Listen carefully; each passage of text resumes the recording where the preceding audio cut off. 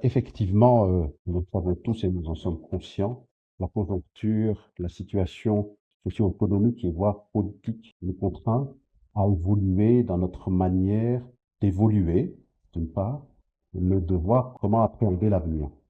En 2 mots, moi, ce que je vois, c'est allier le court terme sur le long terme.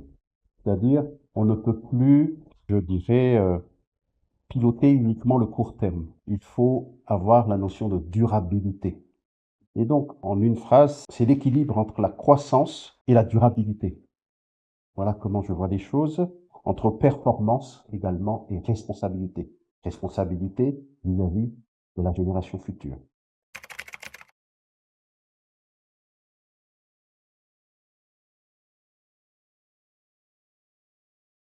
Le GEM a pour ambition d'améliorer, de contribuer à l'amélioration de la compétitivité des entreprises malgaches, aussi bien sur le plan national, mais sur le plan régional. Toute initiative tendant vers cette vision, cet objectif d'amélioration de la compétitivité est à saluer.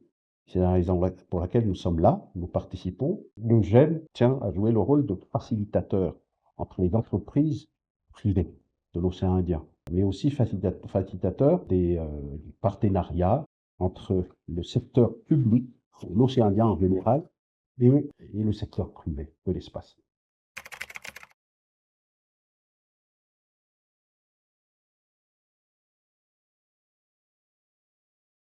Vous avez énoncé les 3 mots-clés, la résilience, la connectivité et l'inclusivité. Nous sommes dans un espace qui avons les mêmes contraintes, mais également les mêmes opportunités. Les mêmes contraintes, on les connaît, que ce soit climatiques, logistiques et je dirais financières en termes de coûts, mais on a également les mêmes opportunités.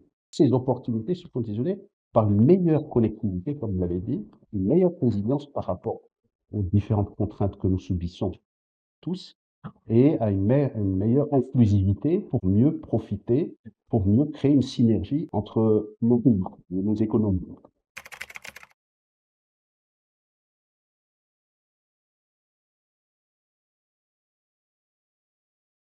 Assumer ses responsabilités vis-à-vis des talents est une évidence, parce que ce sont les talents qui font, je dirais, les entreprises. Ce ne sont pas les entreprises qui font les talents, ce sont les talents qui font les entreprises en termes de performance et en termes de compétitivité. Il est donc important que les CEO, je dirais, aient une responsabilité particulière par rapport au talent. Par rapport au territoire, comme je l'ai dit, entre, dans le bon sens du terme, condamnés à évoluer ensemble, à collaborer, à co-construire. Soit on arrive à co-construire, soit on arrive à travailler ensemble de manière pragmatique, de manière concrète, soit on va échouer et on va avoir des, je dirais, des soucis de compétitivité et de viabilité économique, tout simplement. La génération future, notre responsabilité est encore une fois de maintenir un environnement qui permettrait aux générations futures d'évoluer correctement et efficacement. Nous ne pouvons plus raisonner uniquement sur le court terme sans penser à l'avenir.